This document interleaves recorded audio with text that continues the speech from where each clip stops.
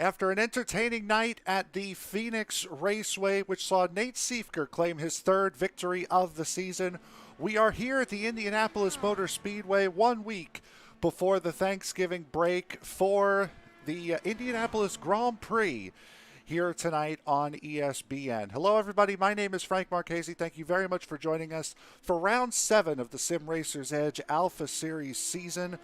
Along with me in the booth, as he always is my partner in crime, Tony Trapasso. Tony, fun night in store here tonight on the road course.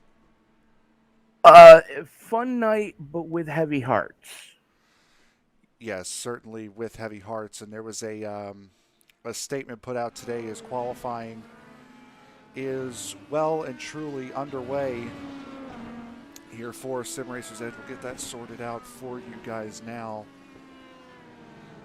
But there was a statement put out by Sim Racers Edge last night. On Saturday, November 7th, the lead administrator for Sim Racers Edge, Kris Walker, was involved in an accident and was taken to the ICU. This series was hoping that Kris would be able to address the situation before his absence became a little too noticeable, but that has proven to not be the case. Details on Kris's condition are unknown at this time, and updates will be given on the Sim Racers Edge Facebook page as they become available. Kris has been a driving force of the Sim Racers Edge series, and his passion for this series has been nothing short of absolutely amazing throughout this entire process. And the series asks if you will keep Kris in your thoughts and prayers during this difficult time, and we here at ESPN certainly wish him a quick and speedy recovery and hope to see him on the track again in the near future. And if you look on the rear end, this is of Dan Brazington's car. All of the Voodoo Racing drivers will be driving with that decal on, that Get Well Kris Walker 23 tonight. So, and I'm pretty sure for the rest of the season, but just absolutely horrendous news that we didn't want to get, unfortunately. Very correct. And the league has announced that the name of this race is actually being named the Get Well Kris Grand Prix. Yes, it certainly is, and rightfully so too. He has done an absolutely fantastic job getting this series going. And again, you see the decal there as Brazington goes up to 10th in this qualifying session, going past Mark McFadden right now into turn 1. Times are going to be coming in here quick. Butch Davis sitting at the top right now as we take a look at our race information here tonight for this Get Well Kris Grand Prix at Indianapolis. It's the 2.5-mile Formula One road course. Track temperature, ambient temperature tonight, only 73 degrees, but track temperatures in the triple digits. That's really going to make this track slippery for these drivers. Very much so. I mean, these Firehawks have a lot of grip to them to begin with, but the thing is, when you get the rubber down on the track, and with as hot as the track currently is sitting, it just becomes greasy, because of how tires are made. It's the nature of the beast. And the thing I have noticed too is if you get one tire width outside of the black lines you see in the corners, this place is loaded with marbles right now, and it's very easy to put a car off very quickly. It most certainly is, and we'll take a look really quick here before we really get down to the nitty-gritty here of qualifying. Still have 6 minutes left to go in this open qualifying. As you see, I believe that was I think that was Ronnie Osmer and Dan Brazington going around there, and we're going to be seeing that a lot. But I do want to get a look at the point standings here. Nate Siefker, the winner of 3 of the first 6 races of this season, only holds a 22-point lead over Samard in the points. Brett Beasley hanging around there as well. And Michael Sturgill, who was the points leader at one point, is also right up there in the mix with 123 points. Butch Davis rounds out the top 5, and with only a handful of races left, I mean, we have this race, we have the week off, then it's the Indy 500, which we are doing a full-length Indy 500. Then only, I think, maybe about 2 or 3 more races after that before this season ends. So these points are really going to start to make a difference. Oh, very much so. I mean, if you're in for the championship, the points, every point counts every race. And that's the way that these drivers have to approach this from here moving forward. If they want to have a shot at any of the prize money that's up for grabs, they're going to have to start points racing heavily and realize that an early race battle is not worth it. No, and that was, I think that you saw Ronnie Osborne. We had just focused on Tyler Vicker. I think that was Ronnie Osborne that went off hard behind him. As we take a look at the driver currently sitting in third place right now, that's David Lodel. In this qualifying session, put down a 113 dead, making my OCD incredibly happy. As that was his. Go ahead. I was going to say, he's rocking the old school Paul Tracy players paint scheme. He certainly is. Very nice as well.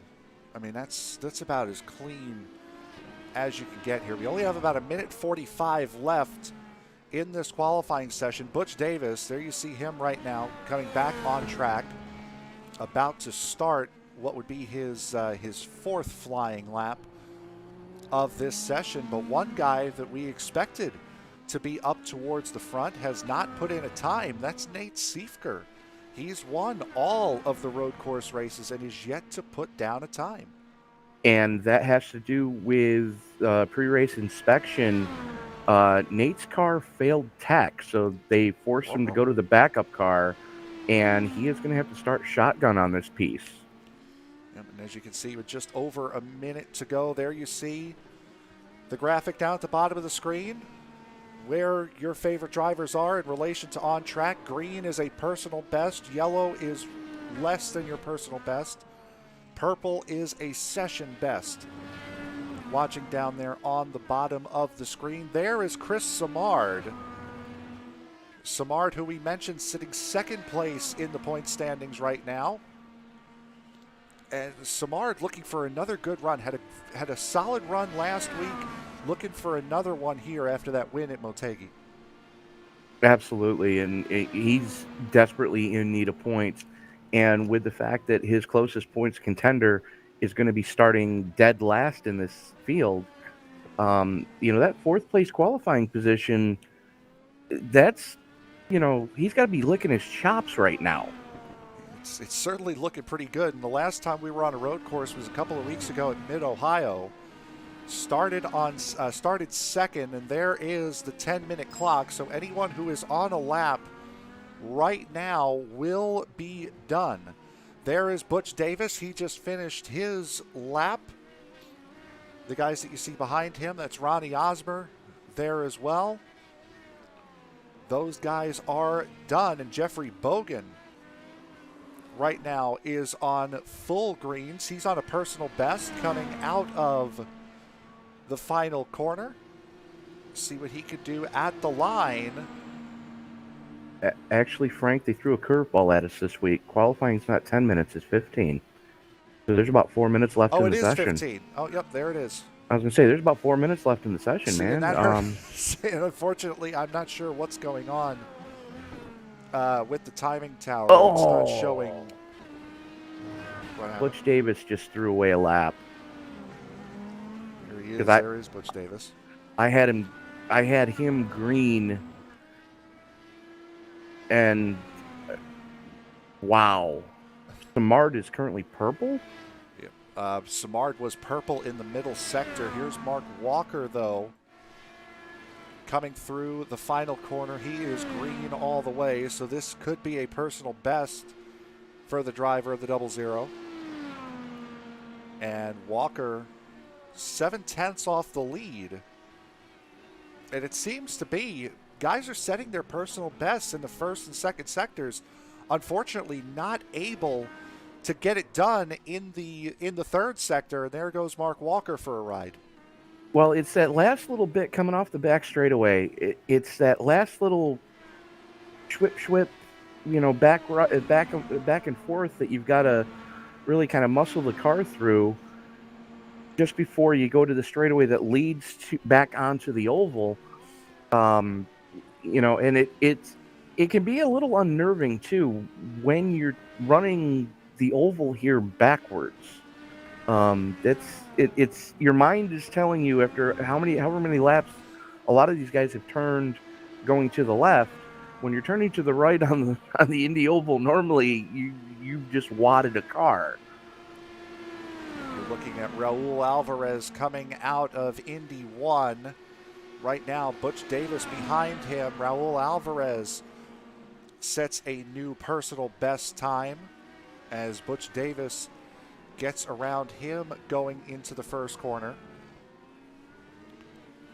Look at Kevin O'Brien now. O'Brien coming out of the final corner. He was set a personal best in the middle sector. We'll go to Wubker in just a second here. There's Bogan. Here's Jeff Wubker. Wubker still in that win 09. And Wubker jumps up to 6th from 8th position, so a very good lap from the 09. Absolutely. I mean, he's really turned on his road course racing, since this series has started. I think hanging out with the likes of, the Butch Davises and the Nate Siefkers, and holy cow, who taught Tyler Vickery how to drive a race car? I'm assuming he did something good. He just went up to second. He's been in second. Okay, I missed that. No, he's been there for quite some time. As I believe Butch Davis that was Carl Burke, pardon me, I believe, that just bettered his time, but unfortunately not able to move up, as there is Tyler Vickery.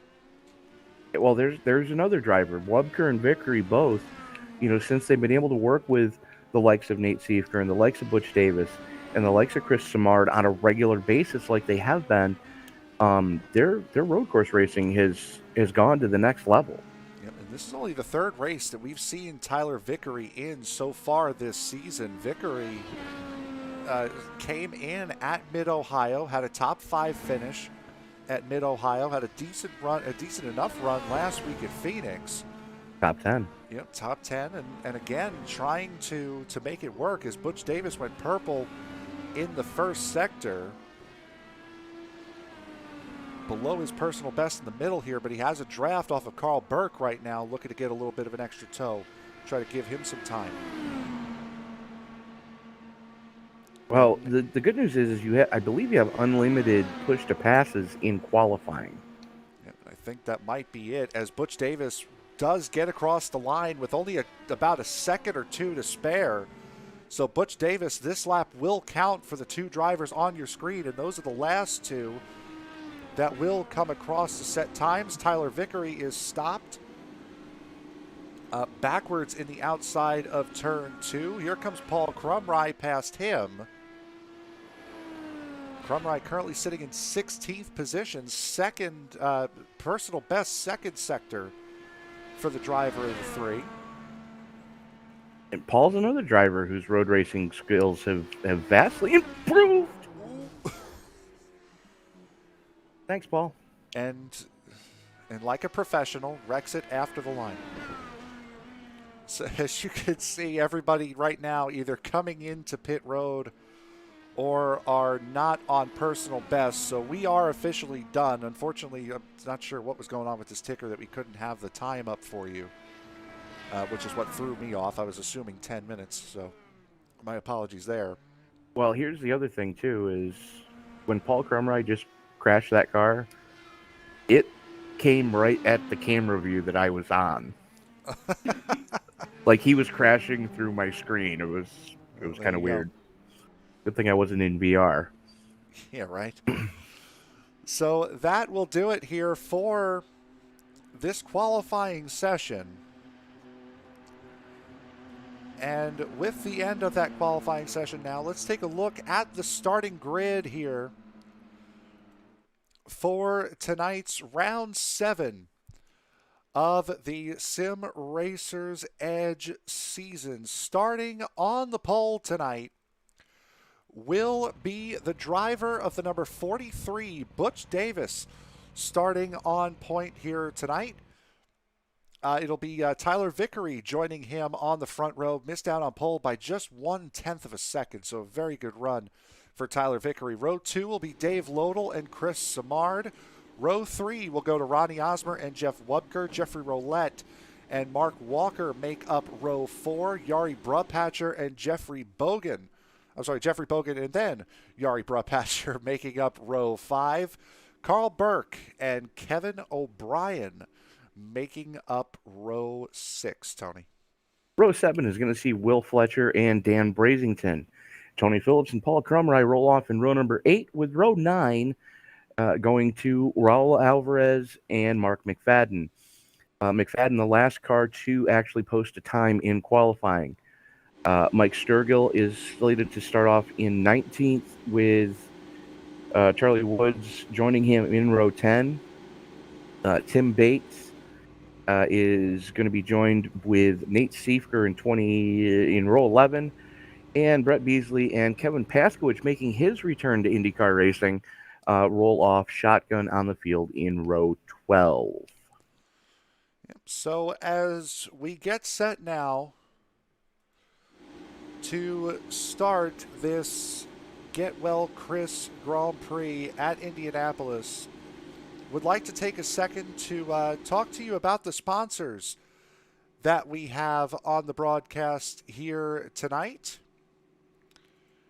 As we've got 2. We have our league sponsor here, Turn Racing, and we also have Diecast Nuts. So Tony, why don't you tell the fine folks about Turn Racing? Turn Racing is merging the gap between sim sport and motorsport with a series of high-quality sim peripherals for the racer who wants to bring their game to the next level. They offer steering wheels based on real-world designs, but with the functionality that sim racers need. From plug-and-play units for the most common sim rigs to computer-aided design files so you can 3D print your own pieces, these guys offer it all. Use the link in the video description below and to let them know that Sim Racers Edge sent you and show your support for the league. And that certainly is a great sponsor to have, especially for us sim racers. We love the guys over at Turn Sim Racing, as well as our friends at diecastnuts.com. If I can find the read here.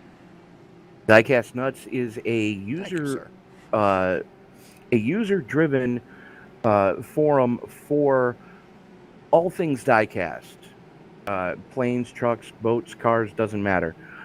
They have it all. You can buy, sell, trade, share, and just everything's diecast related. They have it all.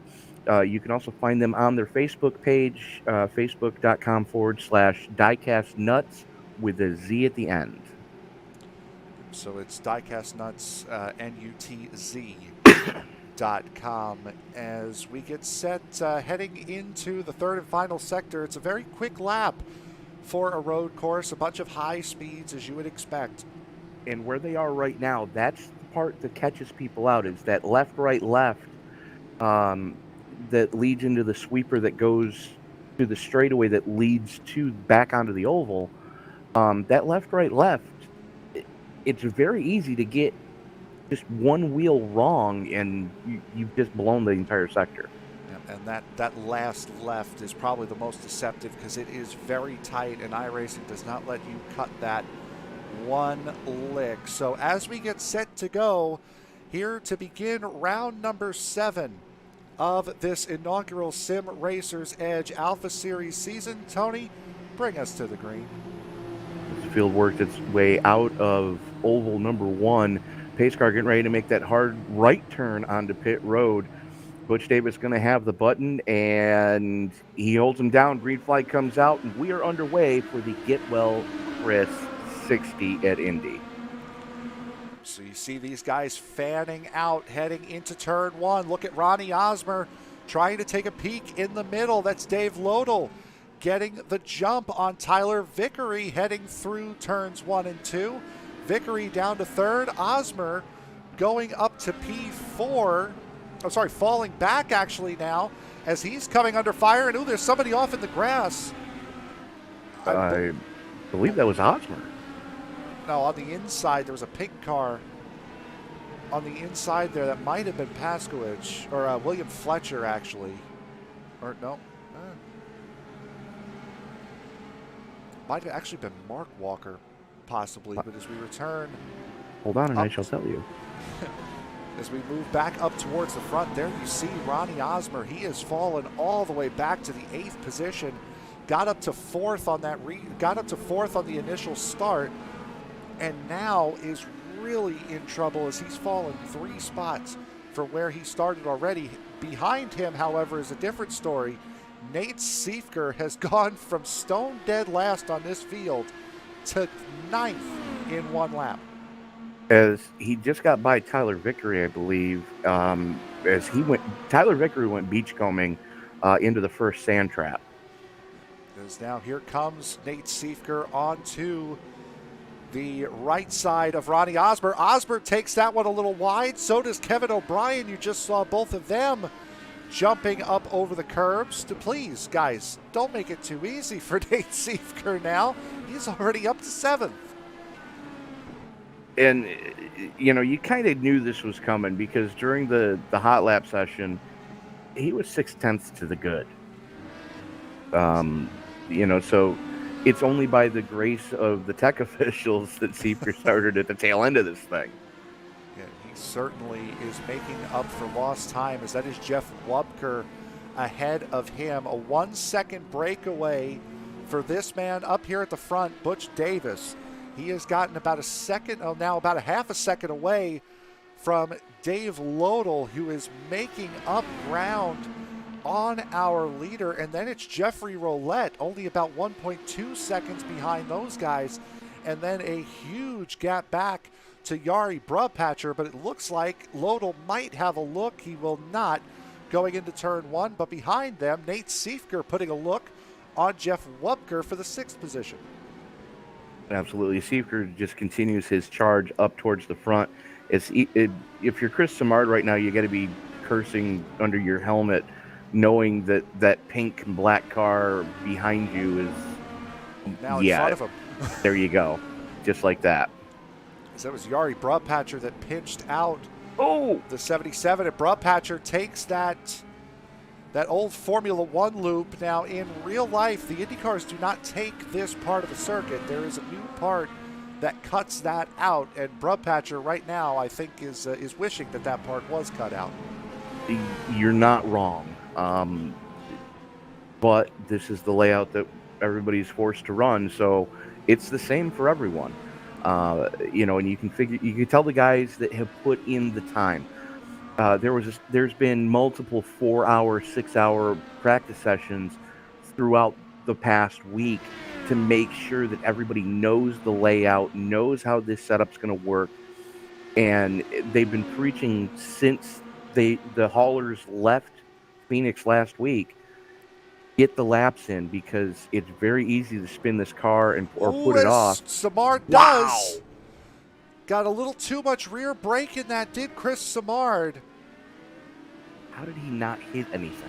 We'll take a look at that right now. But boy, oh boy, Kris Samard getting really lucky. As he's just too much rear brake in that car. It slid it around. A very nice job of both Jeff Wubker and Ronnie Osmer to keep from hitting that 77.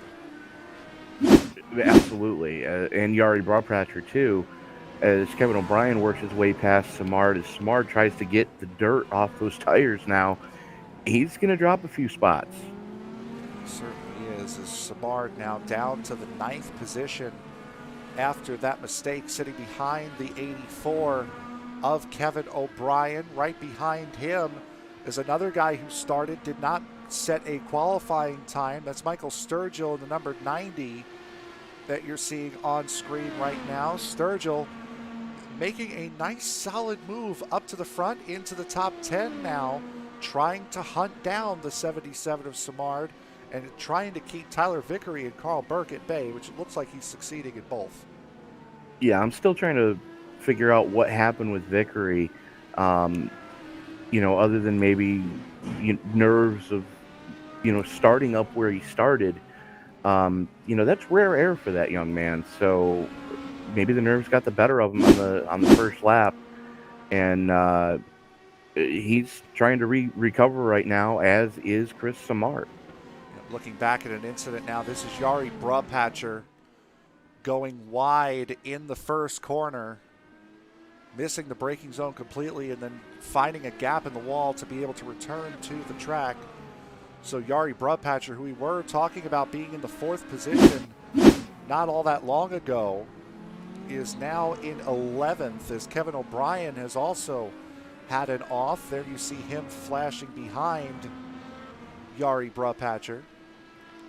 And from what I'm seeing up here at the front, Davis, Lodel, and Roulette have sort of found their rhythm. Nate Siefker isn't really catching these guys all that much. Now, Siefker was about 3.5, 4 tenths quicker than these guys in the last lap, but he's been clear of Osmer and Wubker for the last about 4 or 5 laps, and this is the first time we've seen him make some significant gains. Yes, but he's still, the last time across the stripe, he was 6.5 seconds behind. And you can't really knock the laps that Davis, Lodel, and Roulette are laying down. In just about any official air quote race, those guys would still be 1, 2, and 3. Nate Siefker, as of right now, the only driver to put it into the 22s, as we have a battle for the lead here. This is David Lodel and Butch Davis. Lodel on the outside. Davis looking to try to hold that lead, has the preferred line going into turn 1, and he will be able to keep that lead with the preferred line. This also allowed Jeffrey Roulette to close up to these guys, as these guys still continue to battle coming through this very tight and winding first sector of the circuit. And that move right there just allowed Nate Siefker to reel them in by 2 seconds. 4 seconds now.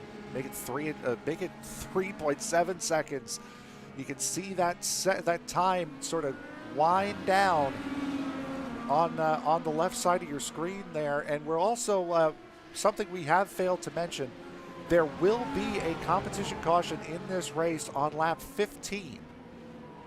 And the pit lane will close at lap 13. So the pit window for these guys, if they want to stop prior to the competition caution, is starting to close. They're less than halfway there. Well, I mean, right now, the only thing you're really going to do is feel the car out, see what it's going to do as the fuel load lightens, and then wait until the end of lap 12, just before pit road closes. Come in, get 4 Mr. Feelgoods and a couple cans of Go Fast, and see what you got in the next half of the race. But I would like to point out too, these guys only have an 87% fuel fill. But that being said, they should be able to get the full 15 and then some out of these cars for that. So you might see some guys not even come down pit road for the competition caution. Riding on board right now with Jeffrey Roulette, running in that 3rd position, actually putting Dave Lodel under considerable amounts of pressure here as we head through the final sector of this circuit, as William Fletcher has taken it to pit road. Brett Beasley has taken it to pit road as well. Beasley, one of those guys who really has not been able to make a move up towards the front, and he has caught a curb somewhere, because you see there's a little bit of left front damage on that wing. Absolutely, and I'm going to go out on a limb and say Dave Lodel may have gone out too hard, too fast in the opening parts of this race. as Butch Davis has just been maintaining mid 113s since the drop of the green flag. He's just running a consistent lap time right now, whereas Lodel is falling off. Roulette's not falling off as much, but they're both going to need to be worried, as if you look behind them, that black and pink car has now made an appearance. Looking at the last lap times for these drivers, Butch Davis, who you just praised for running a very fast and consistent lap, ran a 13.7. Nate Siefker at 12.9. Right, but what I'm saying is Butch Davis has been running consistent 13.5s. And, he's pacing himself. He might need to step the pace up just a tick, but he's still pacing himself to kind of see what this tire run is going to look like, to see how far can he stretch the tank of fuel, how far can he stretch the tires, and still be able to maintain as Davis gets by Roulette at the stripe. Yep, Siefker, you're right. Siefker getting by Jeffrey Roulette coming out of the final corner as Lodel has a big lockup going into the first corner. We saw a peak of that coming through coming into turn one last time around. Lodel locking up again. That puts Siefker right on the back of him, and he's going to make a move here into this little hairpin. And he will get it done before the back straightaway. He's going to take it wide, but he will certainly have the clear run. And, the only thing that Lodel can do right now is burn a push to pass and try to keep pace with Siefker down the straightaway, because he's not going to be able to do it in the corners. Only a couple of laps to go before pit road closes. We've seen a couple of takers on pit road. William Fletcher and Brett Beasley are the only two that have decided to take a pit stop so far. Looking a little bit further back through the field, Ronnie Osmer, right now the quickest of the drivers who are not in that pack that we saw, as Kris Samard right on him, and then there's a pretty decent sized gap, a good 5 seconds back to Tyler Vickery. There he is at the 24. And even he is on an island as Michael Sturgill and Carl Burke have a battle of it going down into turn one. It looks like Burke is going to be able to take that 8th position away from Sturgill, and will. A little bit of lockup as well, but that just adds flair. Absolutely. As third place David Lodel is under heavy pressure right now from Jeffrey Roulette, as Roulette looking on the outside, and Lodel just doing what he can to try to put a block on as they come through that switchback for the third sector leading back towards the oval track. You got to wonder, did either one of these guys go too hard too fast? As Lodel's peeling off, and Roulette as well. There's part of our answer. And Butch Davis in now as well, so that leaves Nate Siefker out as 3 of the top 4 drivers come into pit. Nate Siefker, the only one to stay out. Osmer in, Samard in as well. Tyler Vickery will stay out, so Vickery will take over the 2nd position after this. And everyone behind apparently appears to be staying out as well. Well, there's quite a few guys that are staying out. I dare say that. Wow, that was quick. Lodel with a 7.9 second stop. However, Roulette puts down a 7.3 second stop. Osmer as well. How long was Davis? Looking back through it here, Butch Davis. Of course, the one pit time I want it to show me, it doesn't show me. 8.2. As now Siefker comes into pit, and this is the last possible lap they could have come into pit. Pit road closes at the end of this lap. Well, at the end of the lap that Siefker has just completed now. So Tyler Vickery stayed out. So Vickery decided to stay out. Siefker comes in. There is Tyler Vickery taking over the race lead right now. You just saw them drop Siefker's car. Siefker had a slow stop as well, 8.2 seconds on the number 10. Michael Sturgill in, or Sturgill, pardon me, is in as well. So a nice little mix.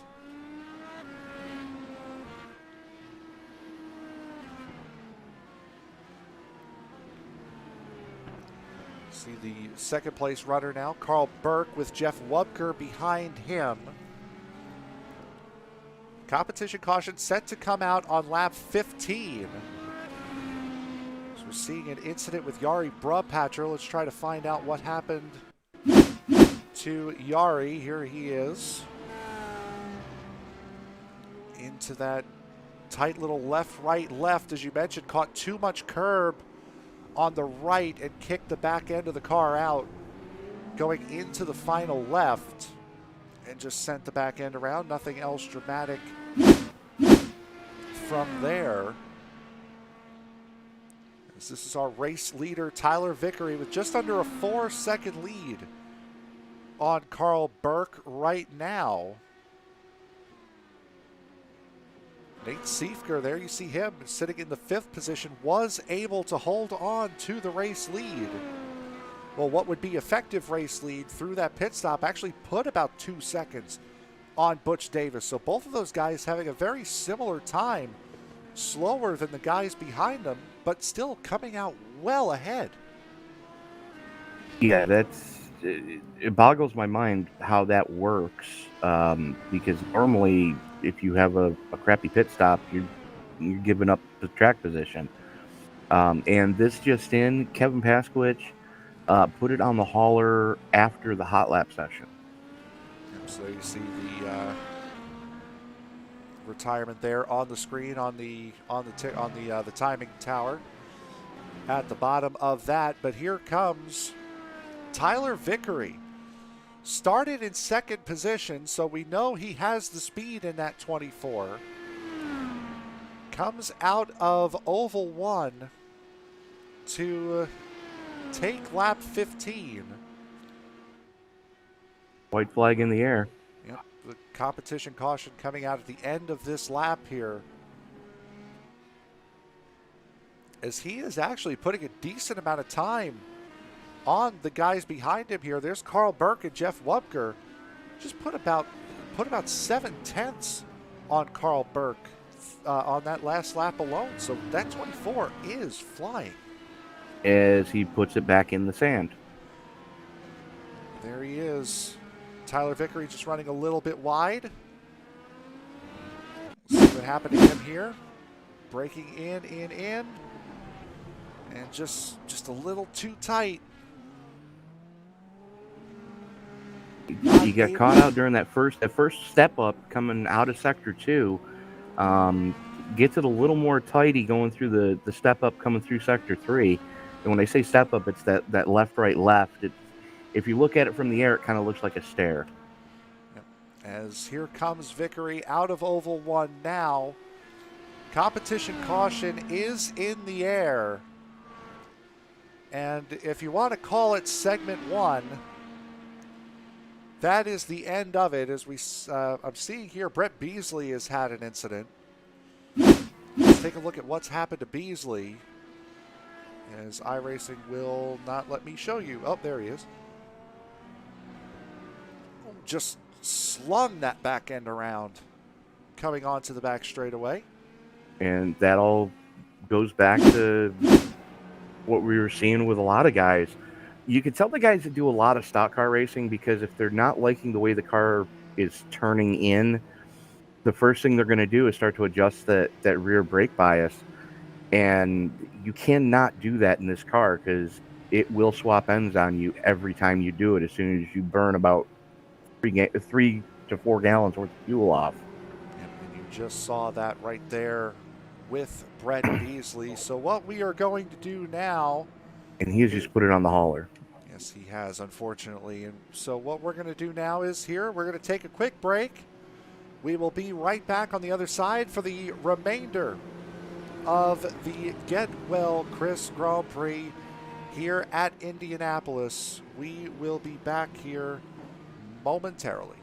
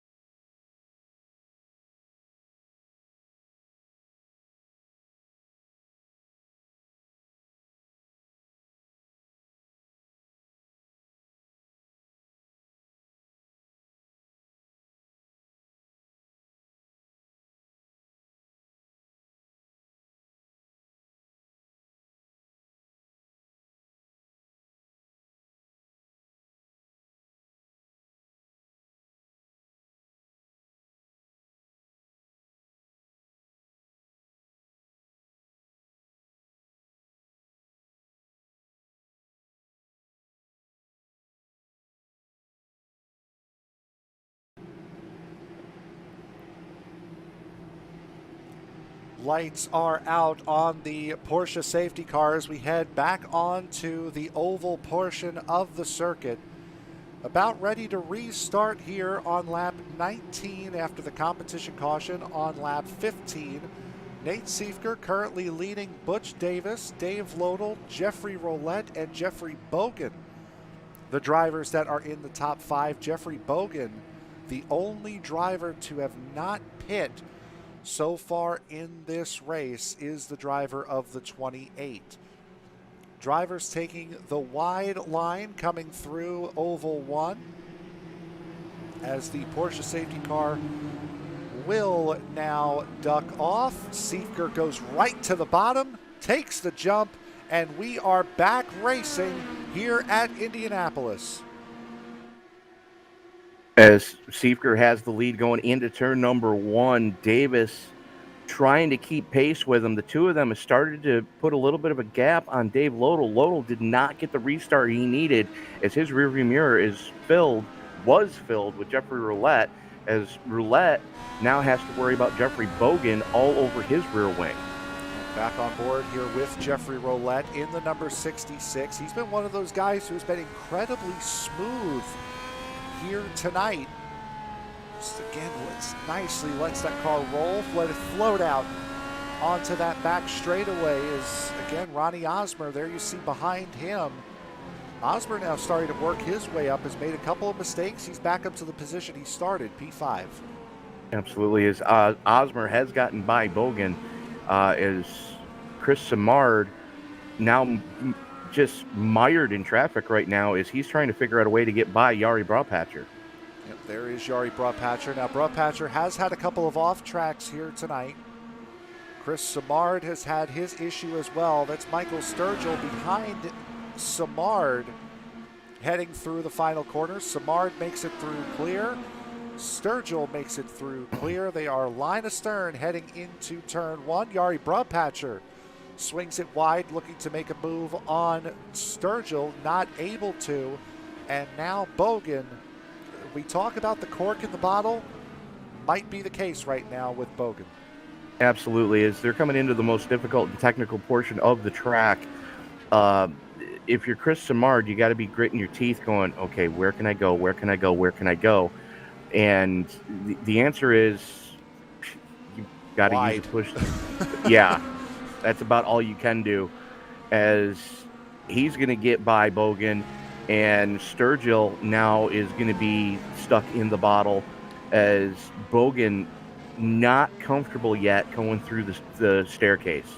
And no, he's not, as Kris Samard, as Jeffrey Roulette has lost that 4th position to Ronnie Osmer. Here's the pass. Going down into that step-up section, as you mentioned, made it fairly easy, did Jeffrey Roulette on Ronnie Osmer. There's your pass for the 4th position, and that was happening as we were watching that battle with Samard, Sturgill, and Bogan. Sturgill has gotten around Jeffrey Bogan now. Tyler Vickery stuck behind him. Jari Braupacher losing his spot now to the driver of the 24. And Vickery has been very impressive since he returned to the league. He decided that he was going to return to IndyCar racing as a whole at one of the most difficult tracks, and ran a top 5, had another decent finish last week at Phoenix, and now he's led laps here tonight already, and this is he's already in the back into the top 10 after losing a ton of spots pitting late like he did, and now sitting in 9th. There's Tyler Vickery heading through that difficult staircase section.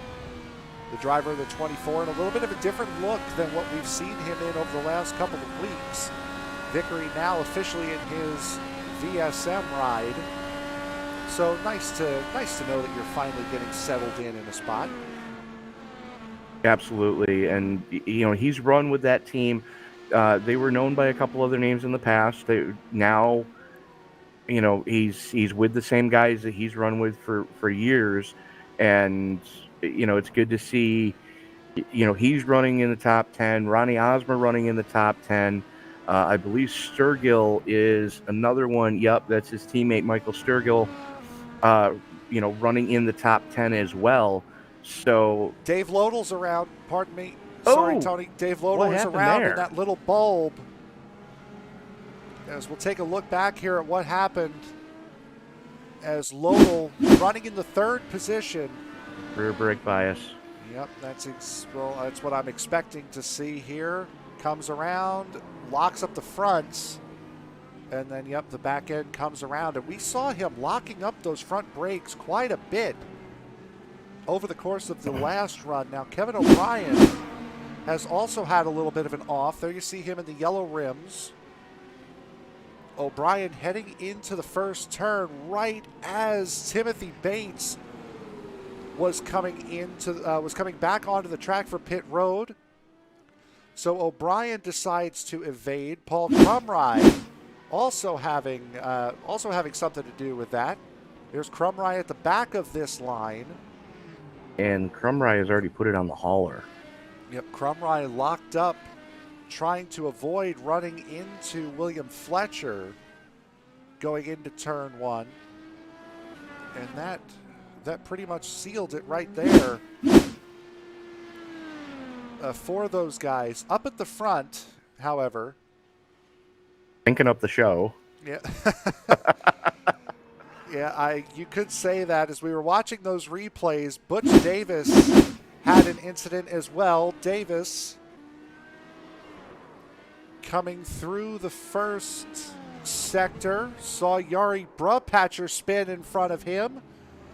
That sent Davis around, and that moved Davis back into the fifth position. Ronnie Osmer now in second position. There is the driver of the 55. So a lot to catch up on there, I know. But it's worth it to know who's running where, as now Davis right on the back of Kris Samard, trying to get that fourth position back, makes a quick jink to the inside, heads into turn one with the line. Samard has no other choice but to concede. Yeah, and they both were working hard to get by Yari Brupatcher, and Brupatcher was fighting tooth and nail to make sure that he didn't secede, but he realized he was already a lap down, and those guys were racing for position.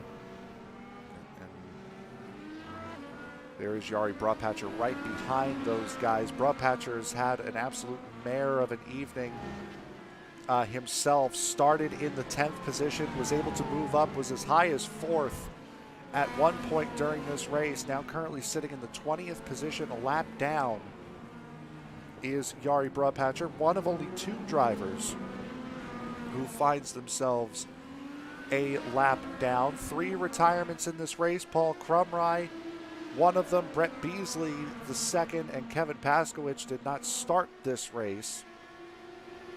Which I'm kind of disappointed of, because this being Pulmonary Hypertension Awareness Month, Paskowicz was running a special paint scheme tonight to commemorate that, and it would have been very nice to actually see that on track.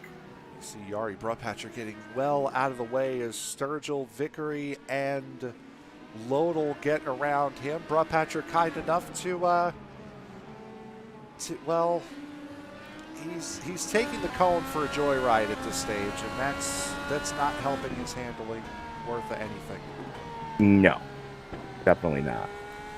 So, as David Lodel all over the rear wing right now of Tyler Vickery, those two guys have shown that they've got speed in those cars. It's whether or not they've got long run speed that has yet to be determined, as they're now catching Michael Sturgill right in front of them.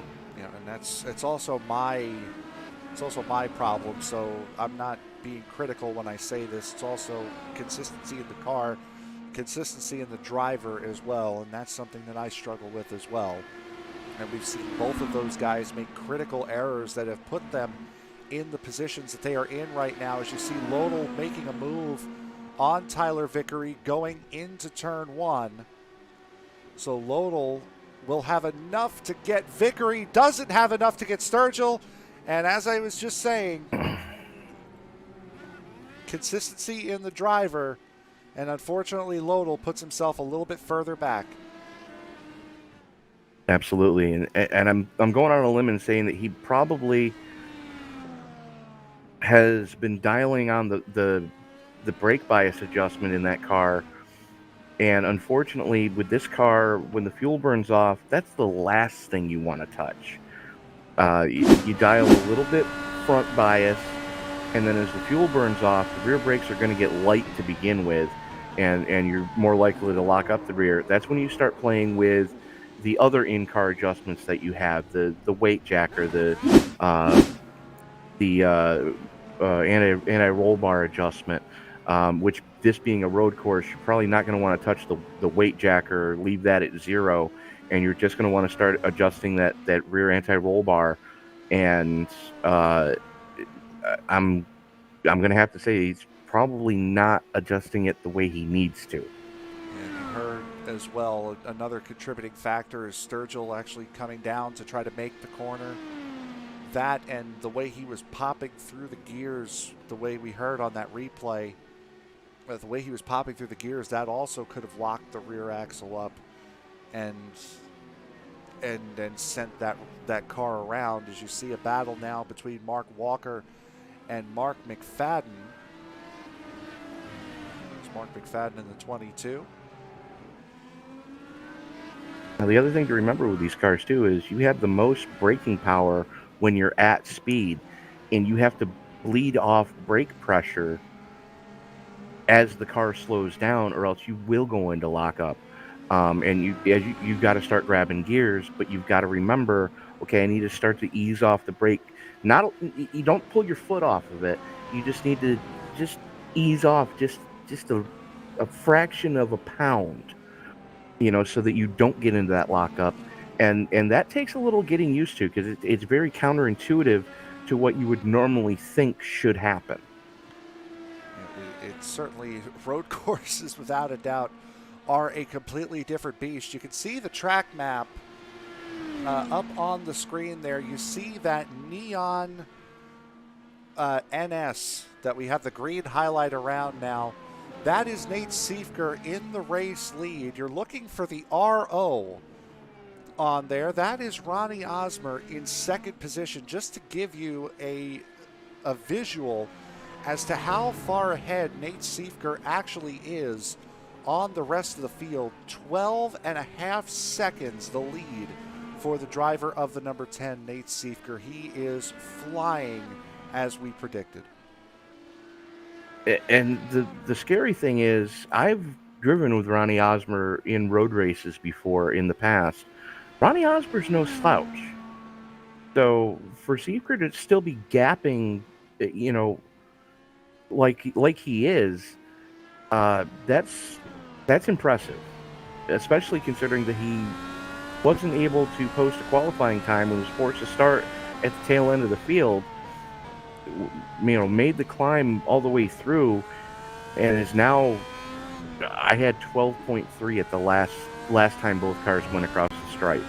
It's 12.5 now on the live ticker, as you see there on that left rear quote-unquote fender for the driver of the number 10, that Get Well Kris sticker. You've seen it flashing up on the screen throughout this race here tonight. His teammate Dan Brazington wearing that badge as well. Timothy Bates, who unfortunately is sitting in the 20th position, one lap down, with that badge on the car as well. So the entire Voodoo Racing team wishing Chris Walker all the best, as well as we are. That's never a good thing to have happen, is to be involved in an accident, especially one as serious as we've heard that Chris's was. Very much so.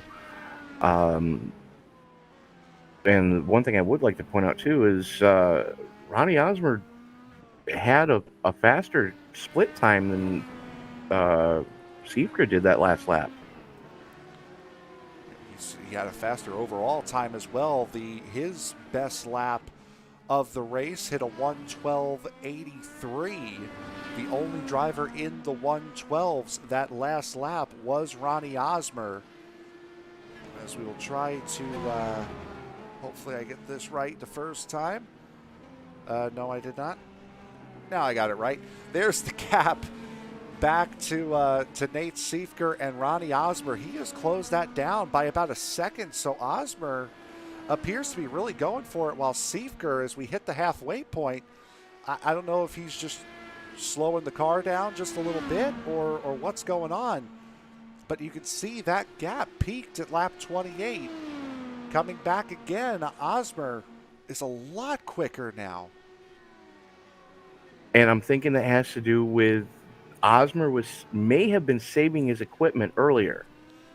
When this thing went back to green, Osmer may have been saving tires, and he throws it wide. Thanks, Ronnie. Make me look like an idiot. I don't need any help in that department.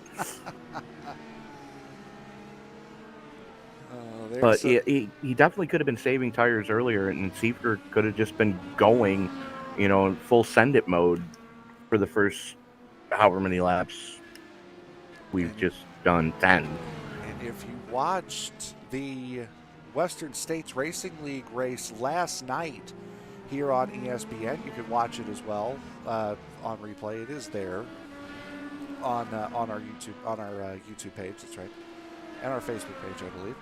Our webpage. Yep, and our webpage. That race came down to fuel mileage, where we saw the eventual winner saving fuel, saving tires early in the run, where the leader of the race decided to get as big a lead as he could and then save at the end of the run. And unfortunately I'm not going to ruin the ending, but it certainly showed there are two different strategies. You could either save on the outright, on the outset of a run, or you could save later in the run. And I think that's what we're seeing right now, the swap between Siefker and Osmer. Osmer decided to save early, Siefker late. Well, the other thing, too, is when it comes to fuel mileage strategies, it's hard to bet against Ronnie Osmer. We have seen it numerous times across numerous leagues in numerous disciplines.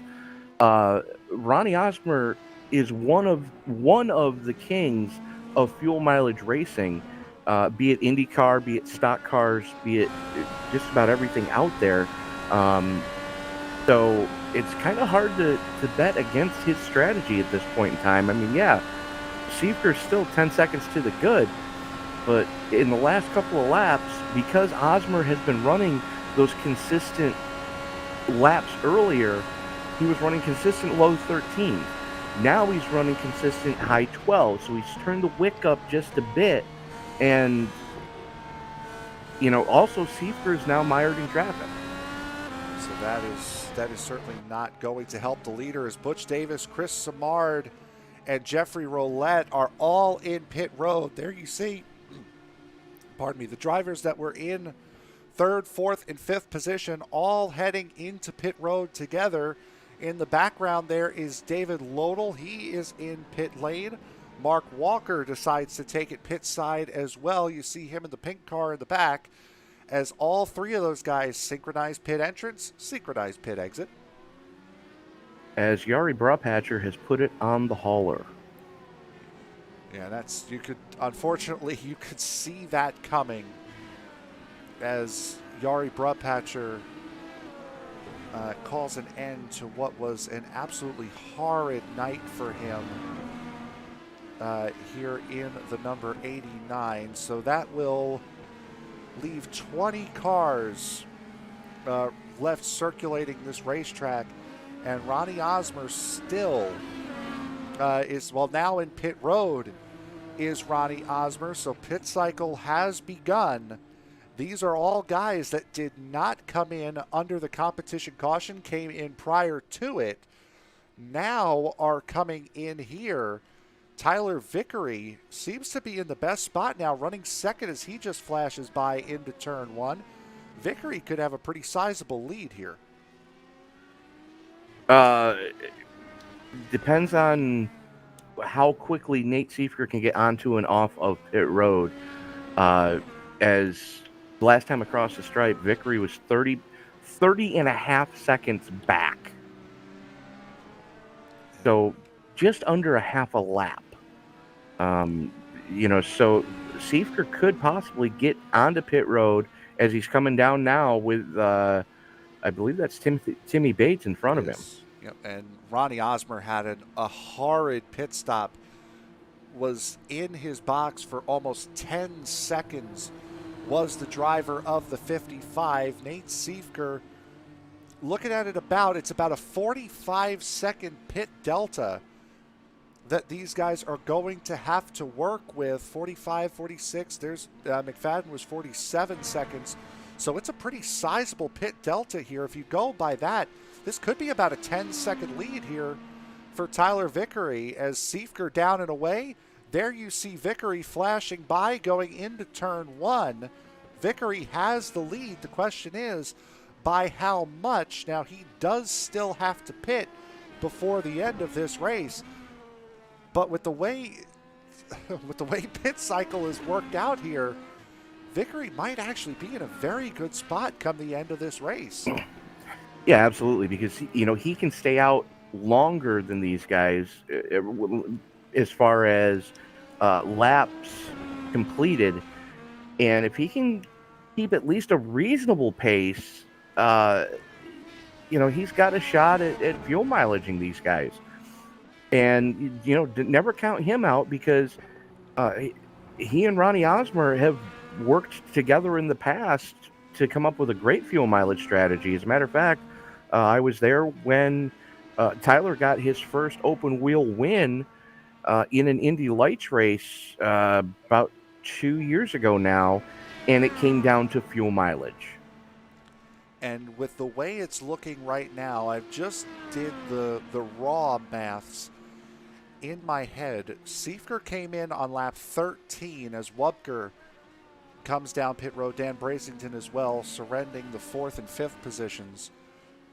Seifker came in, well, we'll show you here. So we'll go to... And Vickery has a 4.4 second lead at the start-finish line the last time by.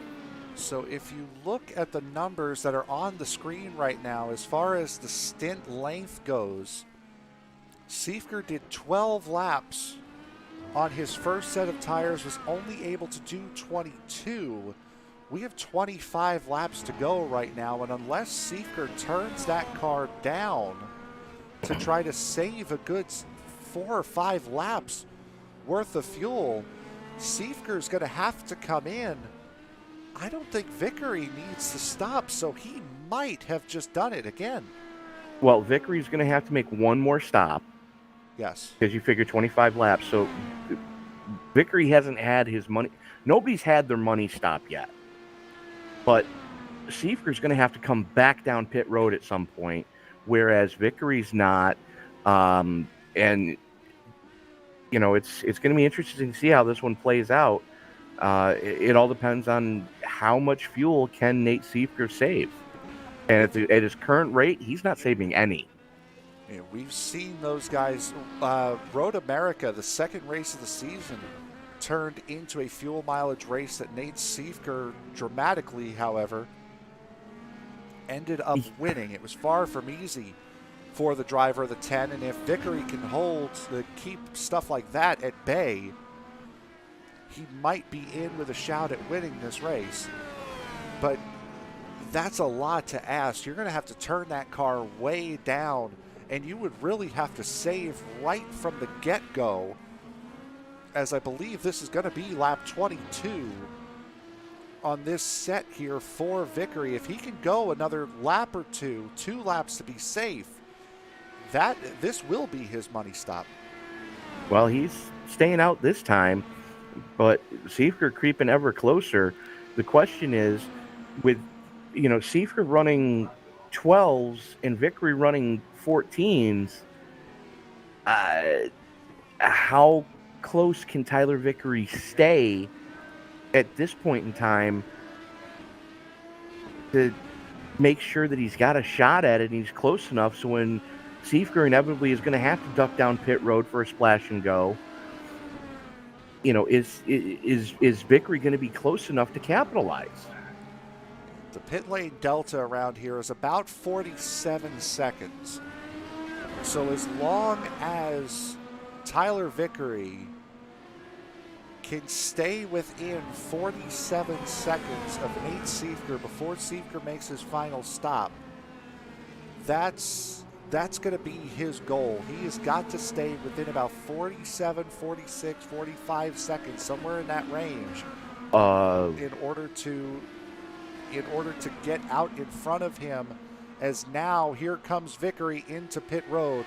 This is going to put him right on the mark to be able to make it from here.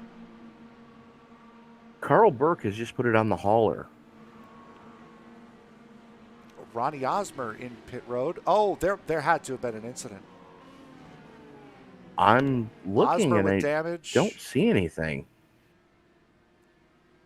Yep, okay, let's take a look here. This is Ronnie Osmer coming through sector 1. There's a car off in front of him. That is Butch Davis, and just runs into Butch Davis coming back onto the track. Did Ronnie Osmer, and that bent up his wing pretty severely. And I'm not entirely sure why Carl Burke would have called it an evening. I wish I had an answer for you, but Sure did too. looks like Tyler Vickery has been down pit road.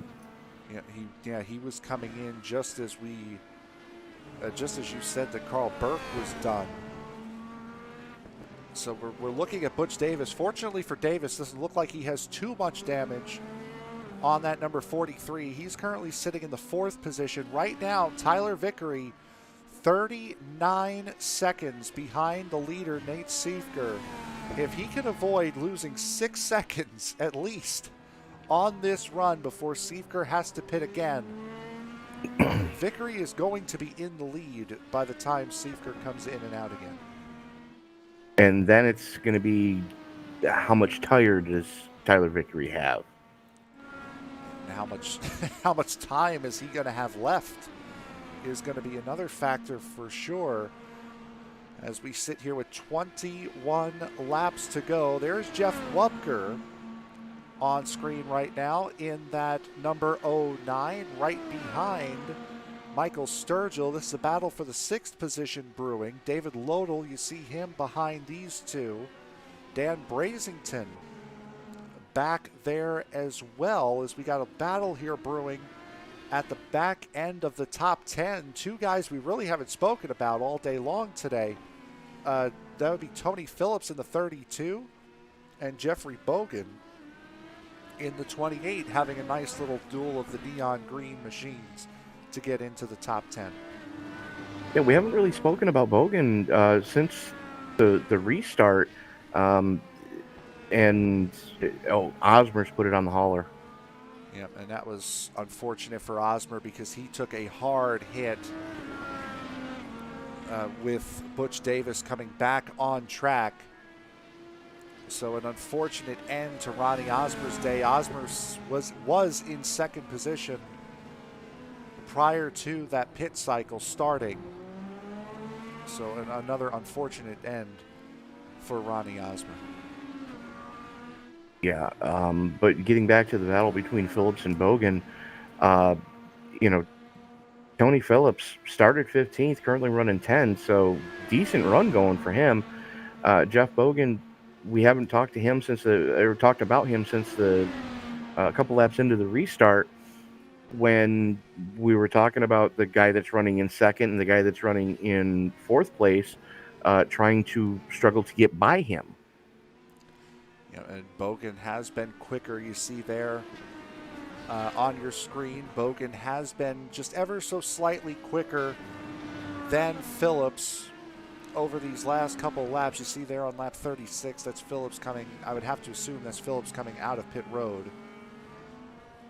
Is his lap 36. As now Phillips getting a little bit of an advantage. But Nate Siefker right now currently holds a 19-second lead over his closest title rival, Kris Samard, currently sitting in the second position, about 3 seconds clear of this man in the number 66, Jeffrey Roulette. Butch Davis sitting in the fourth position right now, about 3 seconds behind Roulette. And then 43 seconds behind the race lead is Tyler Vickery, who has come in and made his final stop of the race, we presume, with 19 laps to go. That is your top five. And with that, we will take a quick break. We will be right back and bring you the conclusion of round 7 of the Sim Racers Edge season. Back in a moment.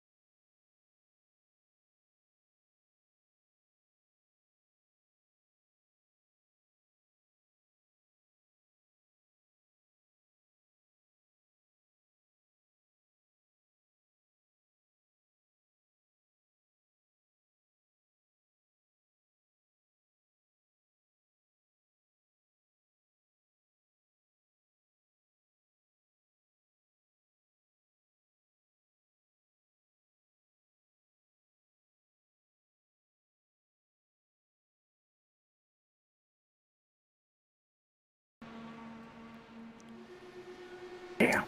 There you see Nate Siefker, just 15 laps to go, and Nate Siefker currently holds a 23-second lead over the 77 of Kris Samard. Ahead of Nate Siefker right now, that is the 00 of Mark Walker, who has now just been put a lap down. That is Walker in the 9th position. So only 8 cars remain on the lead lap, as during that last commercial, during that last break there, Dave Lodel called it an evening, so only 17 drivers left running here tonight. In round number 7, the Get Well Kris Grand Prix at Indianapolis. Sending good wishes to Chris Walker, who, if you missed the open of the broadcast here tonight, was involved in an accident on the Saturday, November 7th, and has been in ICU in hospital. So we thoughts and prayers to Chris and his family, and of course here at ESPN, we hope for a speedy recovery first and foremost, and hope to see him back on the track as soon as we can. Probably not for the remainder of this season, but hopefully for the start of next. And the other thing we do ask is for respect for the Walker family by just respecting their privacy. If any news is able to be given about the situation, you can find that on the Sim Racers Edge Facebook page. They will definitely keep everybody updated as news comes in about Chris's condition, and we hope for a speedy recovery. And you guys, I mean, I've only been with ESPN for what, 5-6 months at this stage. You guys have known Chris a heck of a lot longer than I have, but in the very few times that we've actually gotten to speak to each other, he just seems like a very down-to-earth, motivated person. And even in this new venture, Sim Racers Edge, he has been nothing but gracious, courteous with us, the broadcast team, and that just kind of seems to be, who he is just about as kind a guy as you could ask for. I think you just nailed it right on the head there. The only other thing, there's two things Chris is passionate about that I've been able to deduce. The first is his family. The second is racing, and it's in that order.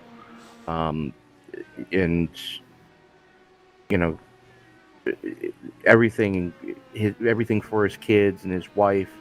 And every time we've spoken to Chris on air, he's always thanked his wife for letting him do this.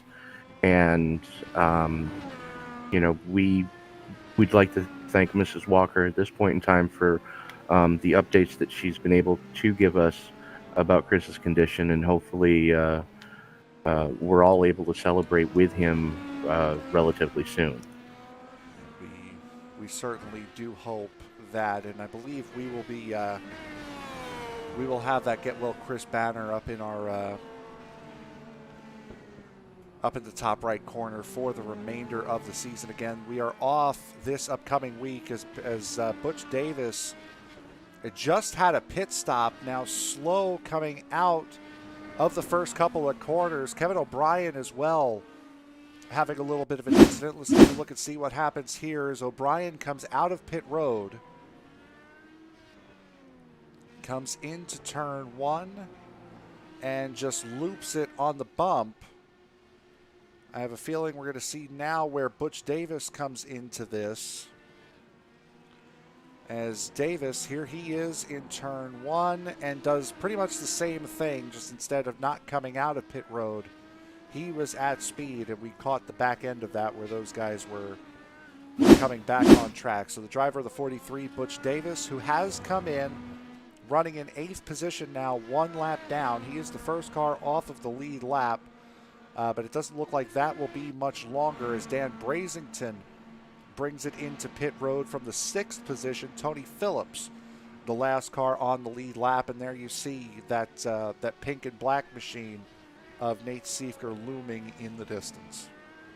And while Davis and O'Brien were spinning, Nate Siefker was one of the cars that flashed by, and that could have ended poorly for our race leader. It certainly could have, as we're looking at a top 3 right now of Nate Siefker, Jeffrey Roulette, and Tyler Vickery. Vickery, if our maths are correct, and because it's ESPN, it's probably not. these guys look like Vickery appears to be the first car that can make it the rest of the way on fuel.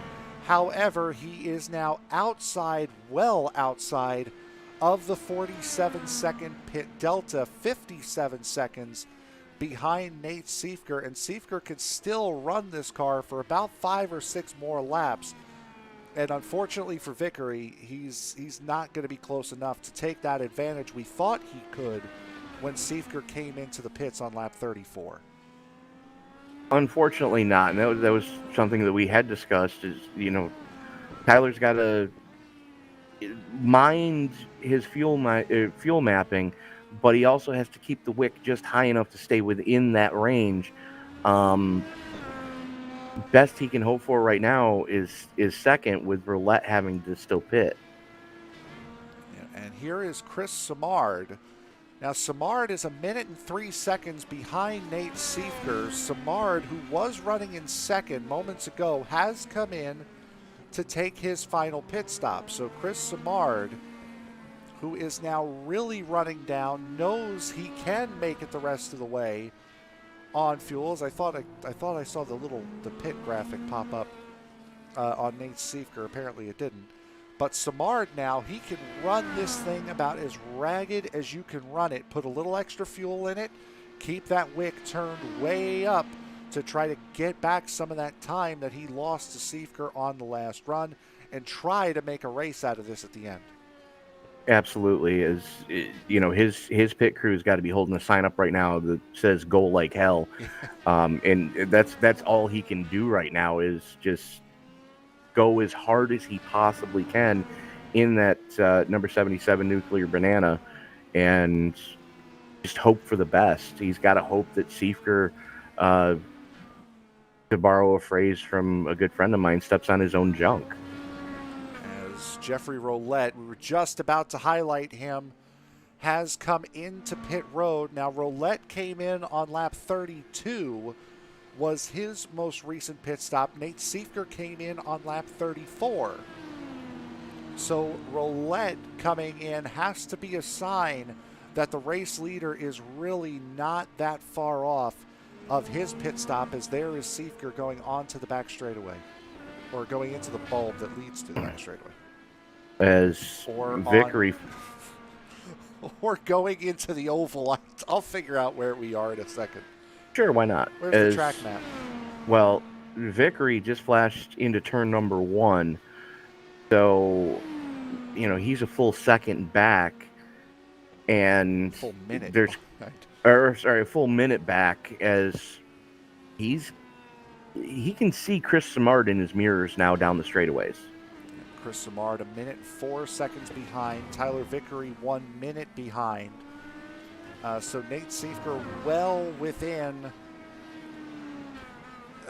reach of being able to pit in and hold this lead fairly comfortably. He'll have, depending upon how much fuel he puts in, he could still have about a 20 to 25 second lead coming out of these pit stops. As there is Jeff Wubker ahead of him in the 09. Wubker running in the 5th position. He is the last car on the lead lap. Here is one guy we have not mentioned at all tonight, minus naming him on the grid, and we will go to him as Siefker comes into pit road for the final time. It is the driver of the number 9, Raul Alvarez. We have not spoke about him at all tonight, maybe shown him up on the screen for a flash here or there, but Alvarez, who started in the 17th position, right now running in 7th. He's a lap down. He's going to get that back, one would assume, right here with Siefker in pit road. Alvarez has had a very quiet and very good night here in that number 9. And that's what you always hope to see, is a nice quiet night. And Raul is usually one of those drivers that at the end of the race you're going, where the heck did he come from? And because he's been quiet all night, he hasn't had any dramatics at any time, and nope, he's not going to get that lap back as Siefker flashes out in front of him. But always a strong competitor, even on the ovals, on the road courses. Expect Raul Alvarez to put it in the top 10 night after night, as long as he doesn't get caught up in someone else's dumpster fire. And so far here tonight, touch wood, he has kept that Lucky Strikes number 9 clean. You saw we were riding on board with Raul Alvarez as Nate Siefker came out of pit road. So Siefker still has the top 7 at least put a lap down. He only now has a 30-second lead. So put in less fuel than we thought, give him more of a lead than we thought he would have. The battle right now will be for the second position. There is Kris Samard. Ahead of him is Tyler Vickery. That's a battle for second position, and boy, oh boy, Samard has been really reeling in that number 24. Yeah, Samard has had the wick turned up and taking a blowtorch to it while he's at it. He's going as hard as he possibly can right now, and he's caught traffic a couple of times over the last couple of laps. But if you take a look at his last few lap times since his last pit stop, he hasn't had a single lap longer than 13.5. Yeah, made that a little less confusing for you there at the bottom of the screen. The last 5 laps for these two, Samard 1.2 seconds quicker, 1.4 seconds quicker, 1 second quicker, 9/10, and now that he's gotten closer to him, 6/10 quicker over the last 5 laps. That is taking megalodon-sized chunks out of that gap between Vickery and Samard. One guy who is going to be hoping that these guys really do battle is the driver of the number 66, Jeffrey Roulette, as there goes Kris Samard for the second position as Vickery went wide going onto the back straightaway. Didn't have the speed he needed. Samard to P2. And you got to think that Samard, while he was in push-to-pass territory, he definitely was on that push-to-pass button. And in layman's terms, basically, it's a little boost of extra power for, I believe, a 10-second burst. And you can use it to either overtake or defend. And you got to think Vickery, if he's got any left, he's getting ready to use them here. Yeah, I mean, he's going to try to fight, and this is what this man wants desperately, is for those guys in front of him to fight. That is the 66 of Jeffrey Roulette. Was in the 3rd position prior to him needing to come into pit, is now in 4th, 5 seconds behind the pair of Samard and Vickery. So these guys, he really needs those guys to battle here with 5 laps to go, but he also needs to do his part and try to take a second a lap, essentially, out of the 77 and 24. Absolutely is. But he also has the lap car of Will Fletcher in front of him, and Fletcher isn't just giving up right now.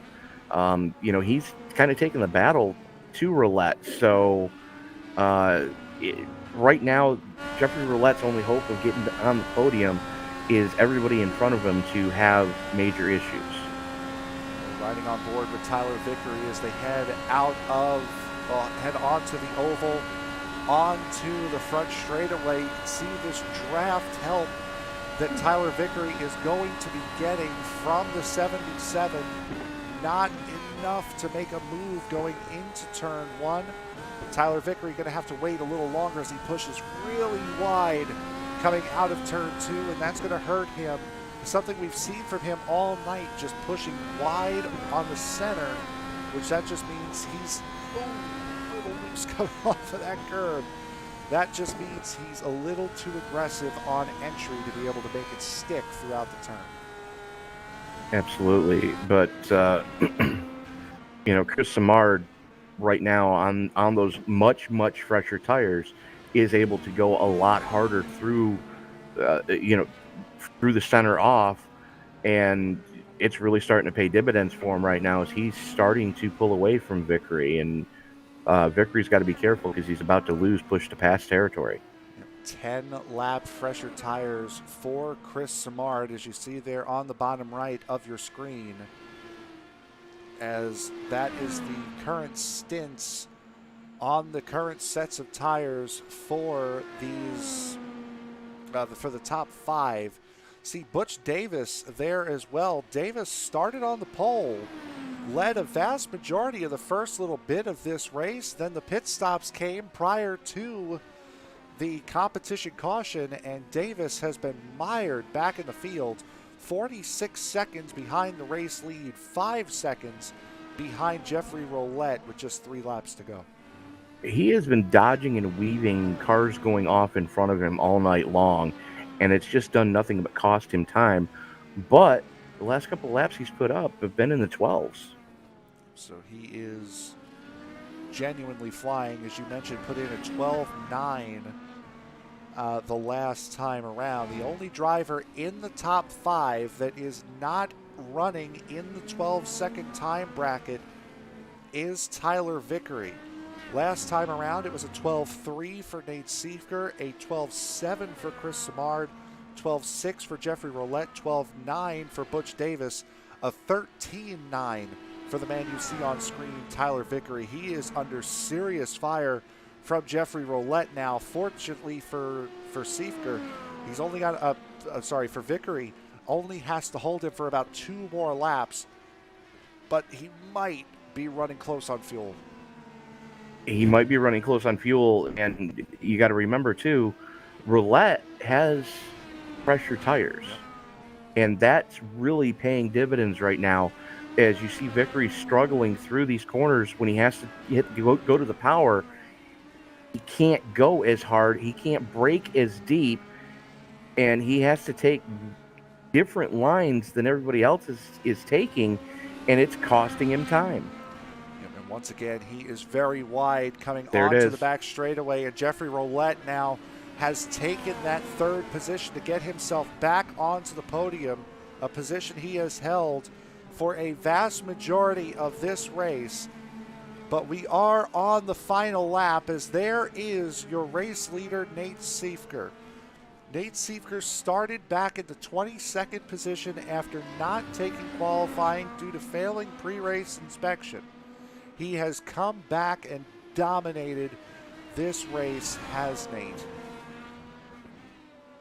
Absolutely. I don't think Nate has really put a wheel wrong all night long, as he climbed up through the field very quickly, and he just obliterated the gap that Butch Davis was able to open up at the initial start of this race as they haul it into the final corner, and out of the final corner to the checkered flag.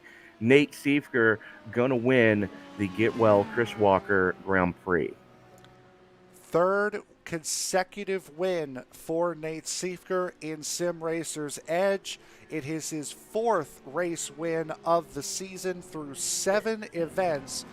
Battle now for, well, not really a battle now for second, waiting for Kris Samard to come through and finish. Guys who are not in bright white on that timing tower have yet to finish.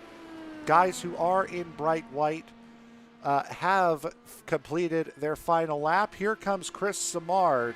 Vickery's out of gas. Out of the final corner. Tyler Vickery, no, Vickery was off. No, he's out of gas. Oh, yeah, he is. He certainly is, as Vickery was off. There's Kris Samard finishing in 2nd, Jeffrey Roulette 3rd, Butch Davis in 4th. Vickery right now, though, looks as though he'll be able to keep that 5th position, as his Dallara is now in limp mode on its way through, at least for him, the final corner. He's not got enough speed. He's not going to make it. Seeing here, hold on. This is just 21 miles an hour, 20 miles an hour for Tyler Vickery. And unfortunately for Tyler, it was almost a great finish. But for Tyler, unfortunately, this is going to come up painfully short of a race finish here. It'll still be a top 5. He will be scored 1 lap down in 5th position now. And that's teammates for you right there. Yep. As you take a look, yep, he got a little bit of a bump. There it is. There's Michael Sturgill pushing him along. Kevin O'Brien there as well to push Tyler Vickery across the line. And that will do it for the race officially. There, however, is your winner, Nate Siefker, or there was your winner. Nate Siefker will try to get a look at him. As Nate Siefker, your winner here tonight. Nate, Tony is with you, I believe. Nate Siefker, after starting from the back, after I believe failed wing inspection during qualifying tech, had to go to the backup car, had to start at the tail end of the field, and came home 40.75 seconds to the good at the end of this piece. Congratulations on your 3rd consecutive, Nate Siefker. Thank you. I didn't realize it was my 3rd in a row, so that actually feels kind of good. Yeah, it was pretty good. Yeah, starting from the back.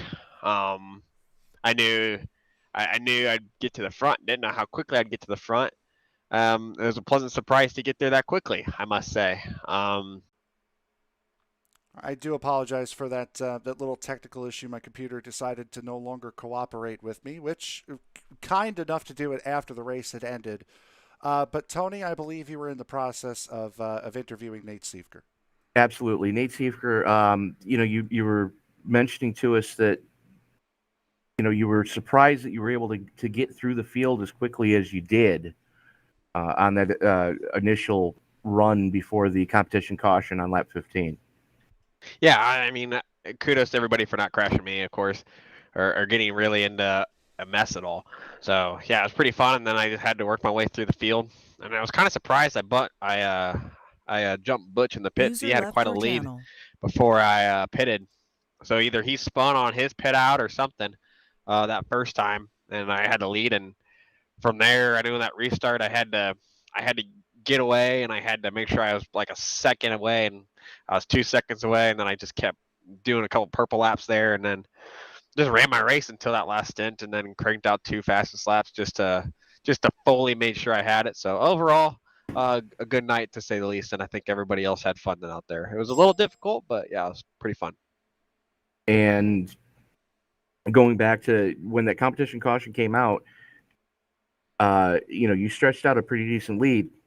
Was there any concern going through your mind when Ronnie Osmer started to reel you in before he had trouble? Saving fuel. I was trying to extend my stint at 1 more lap. So I was saving fuel there. I knew he was going to catch me a little bit, so I wasn't worried about it. I had him covered all night long. I had everyone covered all night long, actually, to be honest and fair to everybody else. But yeah, it was just really just trying to be smooth, keep it on the island. Had no incidents, so good thing there. And yeah, just had to really just work on myself, work on my race pace. I found a time that I thought was really good for my race pace overall, and I just tried to hit it every time. And I got close-ish, but it wasn't perfect. It wasn't a perfect night for me. The tires kind of went away a little too quick. But other than that, it was a pretty good night overall. So I'm quite pleased with the results here. Well, as we move forward, the haulers are going to stay here next week, but we're not going to be here due to the holiday in the United States. And then we come back the following week for 500 miles at the Brickyard on the Oval. Your thoughts going into that race? I'm really excited. The Indy 500, it's kind of my Achilles heel. I'll admit to it. I just don't quite figure it out there or on that track. I always get bogged down in like 7th or 8th place. I can't ever get forward. And then when I do get forward, something happens to me and I don't stay there. So really, it's probably the one race on the calendar I'm not looking forward to, Tony, to be honest. But hopefully we have a good, strong showing there. Hopefully, maybe one of my teammates can come through for a win. I'll probably be more of a support role, to be honest with you. the points lead does help absolutely. I don't know what it's going to grow to tonight, but we'll see. I'll probably be more of a support role for the entire team next week, but really just got to work on improving myself, improving the team, and overall just improving the league in general too. Well, Nate, is there anybody you want to thank before we let you go? Yeah, I actually got a plethora, actually, Tony, to be honest with you. First, I'll just, right, because you're here, I'll start with you guys. You guys, it sounded like you guys had a little bit of technical issues right there at the end, which is good as at the end. But yeah, awesome job overall for you guys. You guys put on a great product for us to showcase off our league. And thank you to all the league members. I know this track isn't the easiest. Conditions weren't the easiest either, and we're fully aware of that. It was an awesome job tonight. Everybody did a fantastic job. I want to thank all the guys in my admin group who have done an awesome job this past 2 weeks or so. And for mostly, I just hope, Kris, as you mentioned there at the beginning, being in the hospital, I didn't directly say it last week, but that's who I was hoping, to get better last week. And hopefully, he comes out of this stronger than ever. I miss him on the racetrack. I missed him tonight. I'm not going to lie. There was a point about 5 to go where I looked at the leaderboard. I was like, 35 seconds. I wonder where Kris would be at in the middle of that. So, yeah, I really want him to come back. I hope he was able to listen or watch or something tonight. And hopefully we did him proud. That's what I will say. All right. Well, Nate, looking forward to seeing you next week. Or in 2 weeks at Indy, and enjoy the holiday. Thank you, Tony. Thank you, Frank. Have a great Thanksgiving, guys. You too, bud. User was moved out of your channel. All right, so there was your User race was moved winner, to your channel. Nate Siefker. We now go to the man who finished in second position. That would be Kris Samard. Kris, a solid race for you here tonight. Found yourself in the mix in that podium battle all night long. What do you think was the key to getting you into that solid podium position?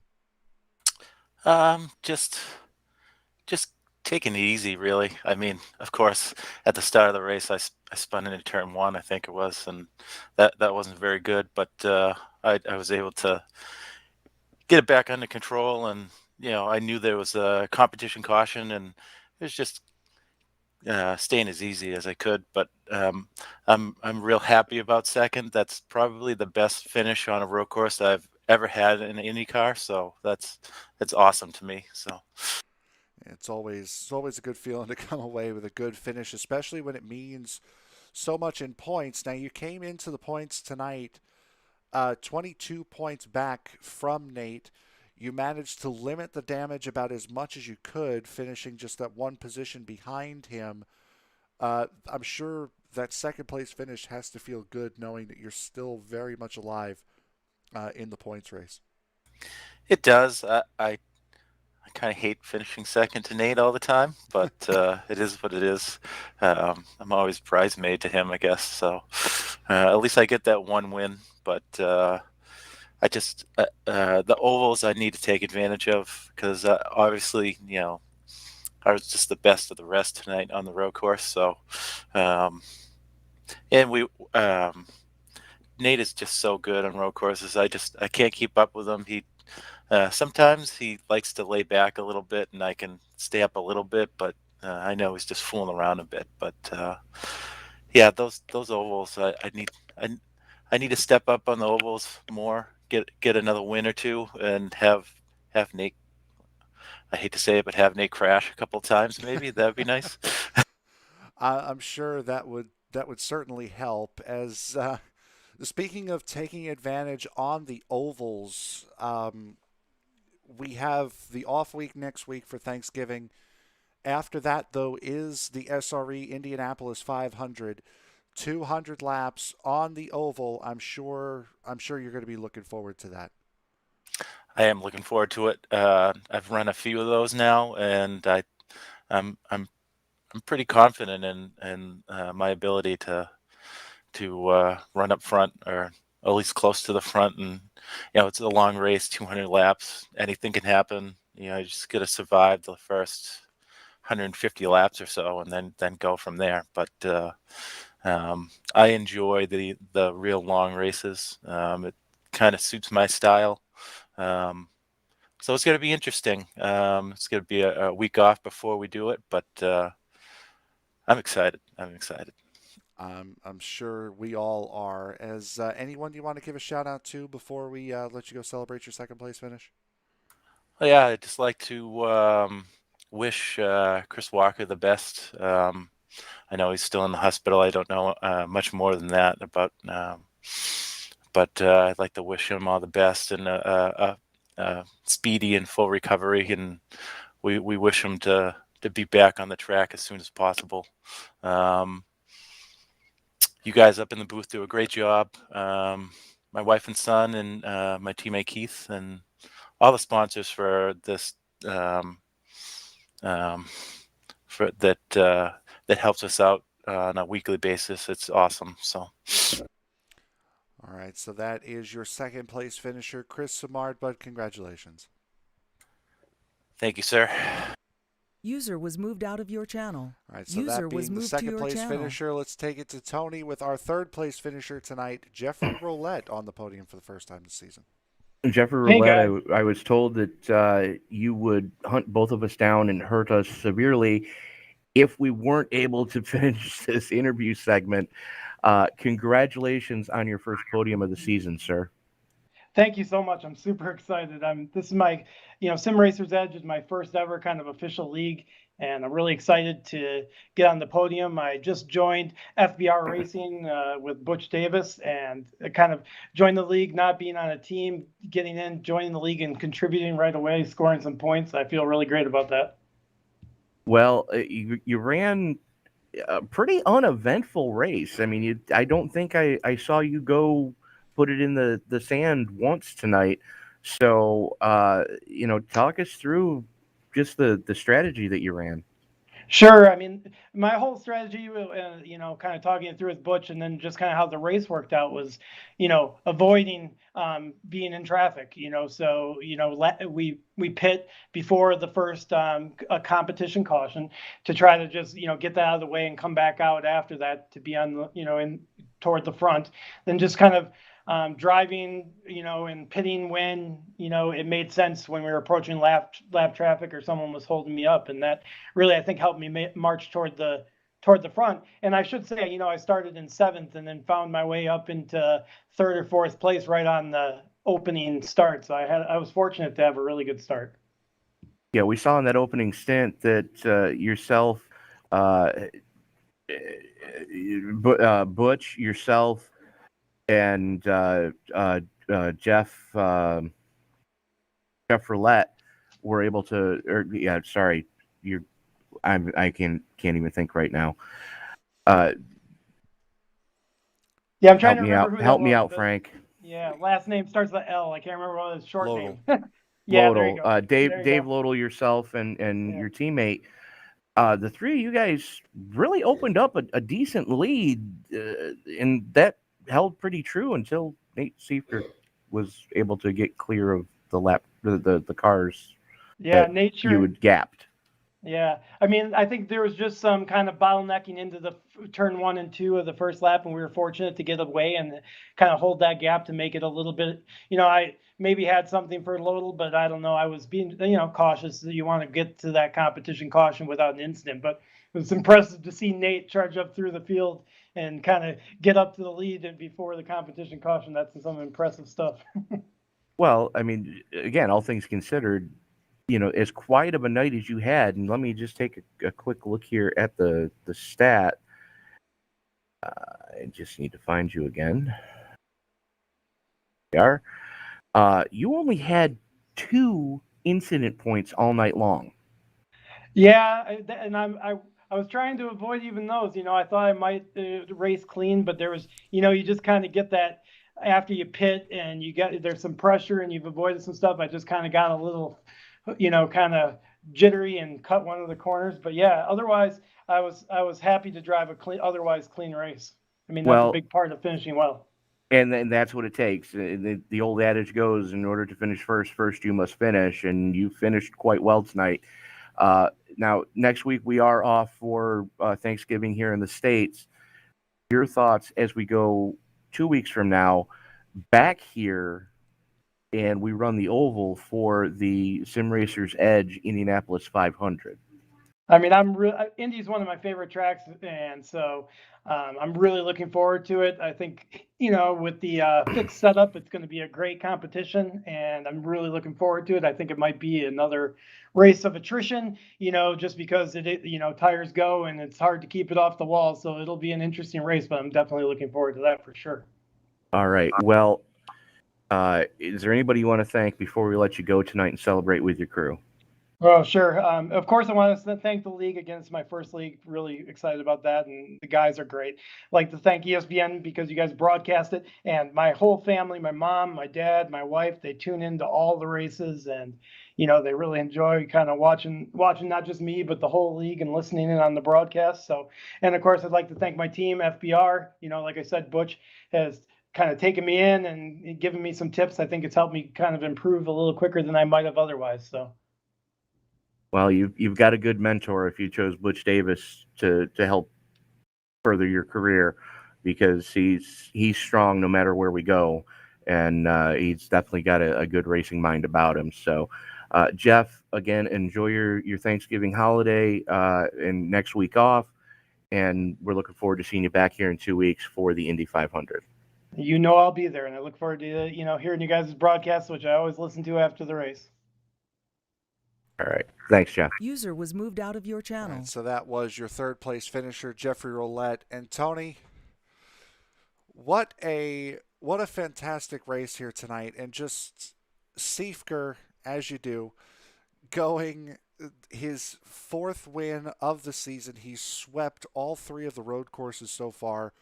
Winner at Phoenix, 3 in a row. He's about as hot can get right now. Very much so. I dare say this is the hottest streak we've ever seen anybody go on, where if it wasn't for getting caught up in other people's mistakes when we were at Mategi, this whole season might be looking different right now, with as consistent as Siefker and Samard have both been. Yeah, those guys have been fixtures up at the top, and due to my little computer issue here, I am not able to bring you the results for the race. So Tony, I know it's a long list, but would you mind, sir? Not a problem.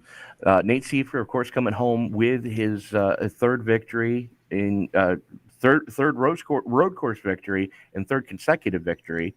Kris Samard coming home in second place. Jeffrey Roulette with his first podium finish in the league, coming home in third. Butch Davis hanging on for fourth. Tyler Vickery with some help from his friend Michael Sturgill at the end, coming home in fifth. Jeff Wubker hanging on for sixth. Tony Phillips in seventh. Dan Brazington in eighth. Michael Sturgill in ninth. Mark Walker in 10th. Jeffrey Bogan in 11th. 12th going to Will Fletcher. Raul Alvarez in 13th. Kevin O'Brien in 14th. 15th, we see Charles Woods. Mark McFadden in 16th. Tim Bates, 17th. 18th goes to Dave Lodel. Carl Burke in 19th. Ronnie Osmer in 20th. Yari Brupatcher in 21st. 22nd goes to Paul Crumry. Brett Beasley, the last car to take the green, is scored in 23rd. And Kevin Paskowicz withdrew from the race, scored in 24th position tonight. All right, so that will do it for us here from the Indianapolis Grand Prix circuit.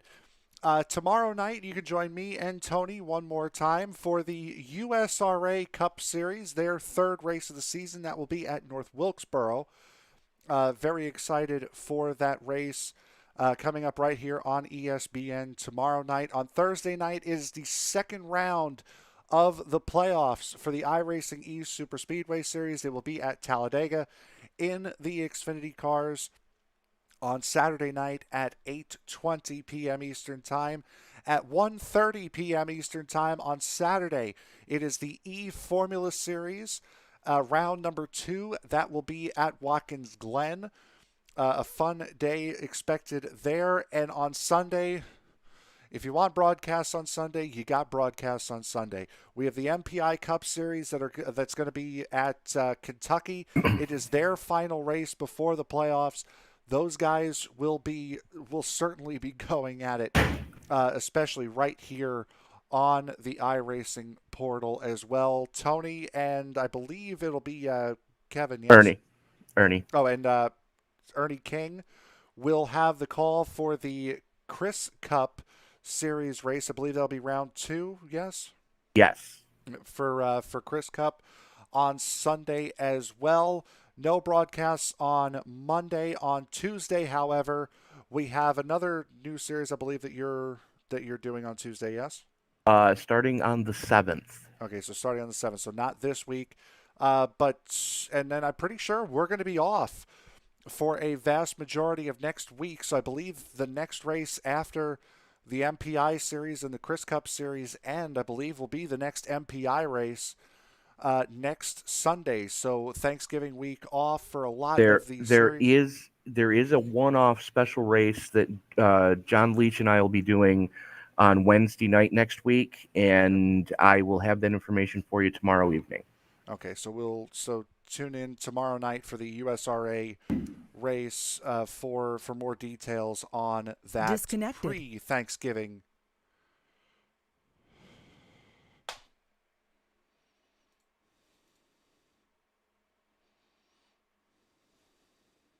Connected. User entered your channel. For that pre-Thanksgiving race, I do apologize.